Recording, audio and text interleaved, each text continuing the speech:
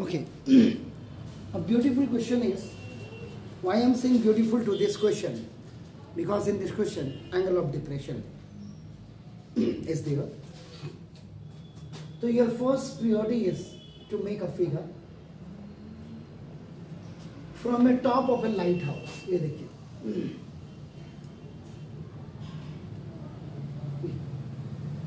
LIGHT, light house. आप चाहें तो इसको LE भी लिख सकते हैं, light house LE. From a top of a lighthouse, the angle of depression of two ships on the opposite sides. So this is ship number 1 S1 और ship number ये देखो S2. Opposite side. These both ships are opposite sides of the lighthouse. आपका हो गया आपका नाम देखो. This is clear, fine. Now ये कर दिया. यहाँ पर इसमें सबसे बड़ी बात आपका ना फिगर बनाना ही होती है. Are observe alpha and beta. तो देखो, जब भी एंगल ऑफ डिप्रेशन होगा तो यू विल आपका ड्रॉ अ डॉटेड लाइन आपका एट द टॉप, क्योंकि एंगल ऑफ डिप्रेशन आपका हमेशा जो लाइन ऑफ साइड होगी वो नीचे को होगी. आपका नाम है लाइन ऑफ साइट आपका होता है ये, और ये ऐसे बनेगा. देखो आपका अल्फा और नीचे को बनेगा आपका नाम देखो this. And the another one is आपका नाम देखो this, and this angle will be आपका नाम नीचे की तरफ देखो बीटा, और लाइन ऑफ साइट आपका देखो ना ये हो गया. तो दिस इज बीटा, ये बना आपका नाम. एनी नेम आपका you can give to this line, dotted line आपका देखो. ठीक है. तो अब आपका देखो, when two parallel lines are intersected by one transversal line, या when two parallel lines are intersected by one, तो ये जो एंगल बेसिकली आपके बनते हैं ये आपका देखो, तो ये अल्फा हो गया और ये आपका बीटा हो गया, क्योंकि इट्स मेकिंग इंग्लिश का आपका जेड जो बनाते हैं, either that is a inverted Z और आपका नाम जो उल्टा जेड तो जेड हो गया. तो इसका मतलब ऑल्टरनेट एंगल्स आपका हो गया. ये बहुत ज़्यादा स्पेसिफाई करना पड़ता है. अब आज के आपके एनसीईआरटी की ज़रूरत है या नहीं है, सीबीएसई की, ये आप जानिए. मेरा काम तो पढ़ाना है. आपका नाम देखो दस. ठीक है. तो ये आपका फिगर बन गया. अब आपने ये जो डिस्टेंस है ना, ये डिस्टेंस आपका देखो, ये जो डिस्टेंस है ये आपका d इज इक्वल टू लिख देता हूँ आपका नाम. ये अपने देखो h इंटू नाउ 10 बीटा और प्लस 10 अल्फा अपॉन नाउ देखो this 10 beta into 10 alpha metre में आपका नाम. इसको ये प्रूव करना है. दिस इज टू प्रूव आपने करना है. इसका मतलब यहाँ पे दो चीजें हैं. अगर मुझे इसके डिस्टेंस को प्रूव करना है, इसका मतलब हाइट को कंपेयर कर दो. इसकी हाइट है इसकी हाइट, पहली तो ये लॉजिक है.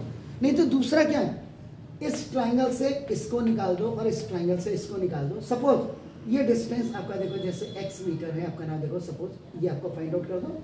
एंड दिस आपका लेफ्ट में आपका ये, इसको भी आपका क्या करो फाइंड आउट कर दो. एंड दोनों को x plus Y the whole distance आप कर दीजिए, तो भी आपका आंसर आ जाएगा. बेस को निकालने के लिए हाइट को कंपेयर करो, हाइट को निकालने के लिए बेस को कंपेयर करो, और इस वाले क्वेश्चन में आप इसको आपका ये निकाल दो, ये निकाल, दोनों को ऐड कर दो, तो भी आपका क्वेश्चन आ जाएगा, तो आंसर आ जाएगा सब. तो देखो फिगर आपका हो गया ना. उसके बाद देखो आपका नाम this the explanation.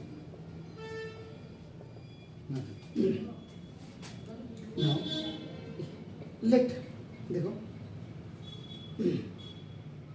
two stations S1 and S2 are opposite sides of lighthouse is of h meter high is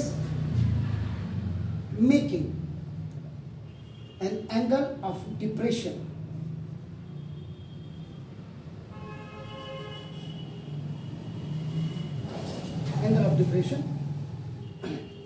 with two stations are of alpha and beta are distinct from each other x x metre and y metre. ये आपने explanation अपनी language में लिख दिया। सी abbreviation, जो आपका concise concept आपका होता है, आपका नाम देखो दिस कि जब कई बच्चे इसको नहीं लिखते, ठीक है। अब आपका नाम देखो दिस, अब आपका इसका मतलब इसमें क्या हुआ, अब आपका देखो दिस, ये डबल फिगर है, तो डबल फिगर का मतलब सबसे पहले डबल, ये आपका 5 पॉइंट्स, 5 पॉइंट्स में से आपका नाम देखो 3 नोन पॉइंट्स होते और 2 those are your unknown points, और यही अननोन पॉइंट्स को हमने आपका क्या करना होता, फाइंड आउट करना होता या टू प्रूव करना होता। ये आपका बिल्कुल क्लियर आपका होना चाहिए। आपने वहाँ नहीं लिखना, ये मैं आपको समझा रहा हूँ, वहाँ तो आपका बस ये नहीं लिखना वहाँ। तो देखो ना, A B is equal to height of lighthouse, ये is equal to x metre, ये आपका गिवन है। Is it clear. उसके बाद देखो ना दूसरा angle ALS2 is equal to ये आपका अल्फा, एंगल ऑफ डिप्रेशन है, ये भी आपका गिवन है। थर्ड सॉरी दिस BLS1 इस इक्वल टू आपका बीटा हो गया, ये भी एंगल ऑफ डिप्रेशन है, ये भी आपका गिवन। 3 पॉइंट्स आपका देखो एक गिवन में हो गए, ये देखिए। अब इसके बाद इसमें आपका जो टू फाइंड आउट है, टू फाइंड आउट में आपका नाम देखो दिस ना, ये ना let ES2 is equal to x metre, ये आपका देखो ये फाइंड आउट करना है। और उसके बाद लेट आपका ES1 इज इक्वल टू ये y मीटर, इसको फाइंड आउट करना है। और थर्ड फिर उसको ना टू प्रूव करना है x प्लस y दोनों को ऐड करके, जो आपने देखो आपका नाम this h 10 beta plus 10 alpha upon this is 10 alpha 10 beta या 10 बीटा 10 अल्फा, जो भी ये मीटर आपने ये आपका होगा। तो आपका first step, second step, third step.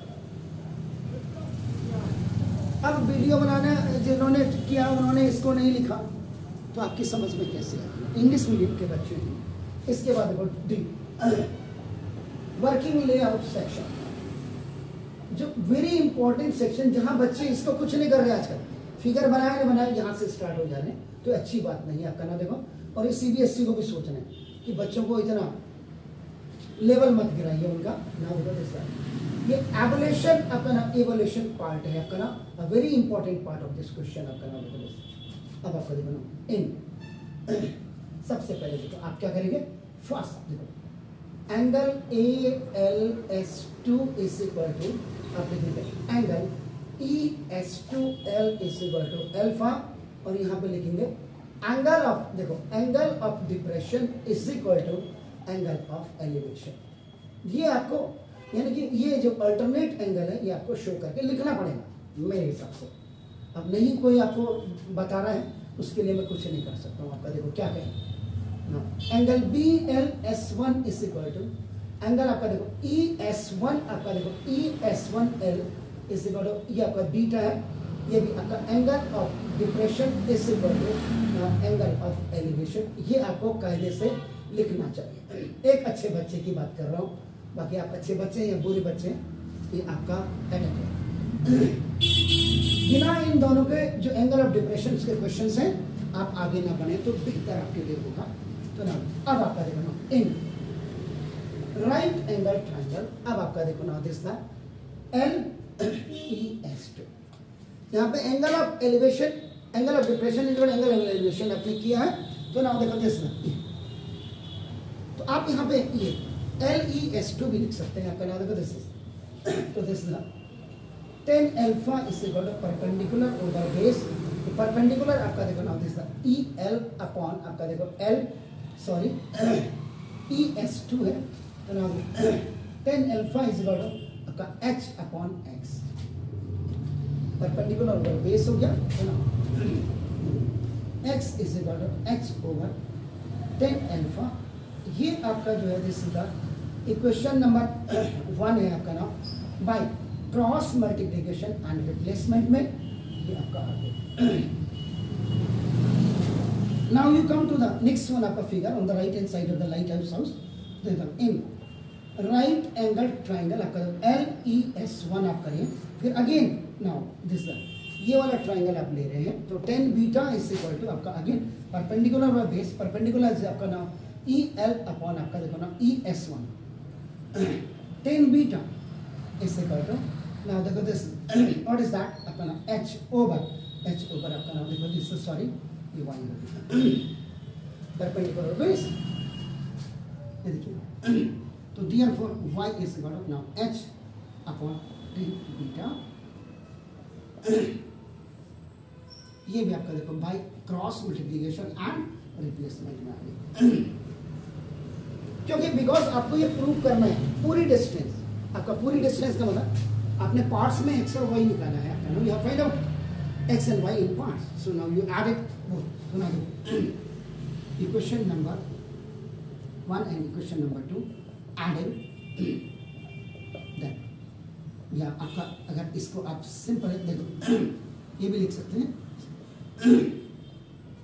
adding equation number 1 and equation number 2 on both sides, left to left देखो x plus y equal to h upon 10 alpha plus h upon 10 beta।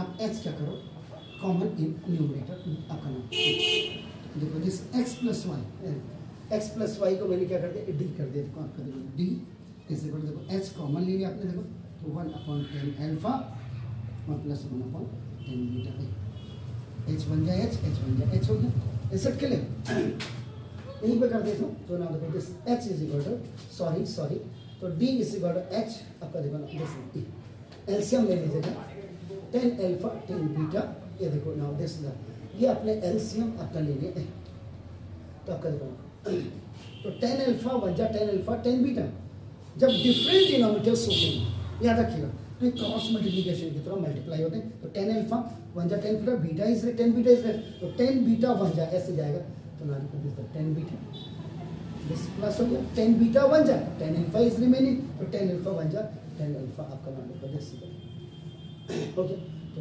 therefore the distance between two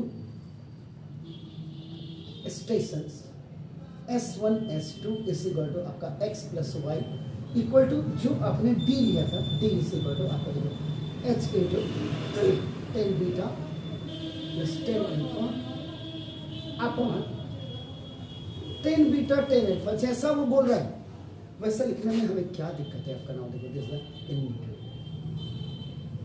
this is your answer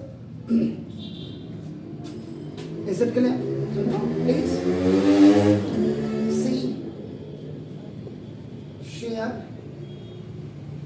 subscribe to Seedling Halwani, Nainital, Uttarakhand 9412986754. So thank you very much for watching me and thank you very much to all the subscribers and all the viewers, आपकी वजह से ही मैं आज यहाँ पर हूँ, आप मुझे भी टॉप में पहुँचाइए। Have a nice evening to all please.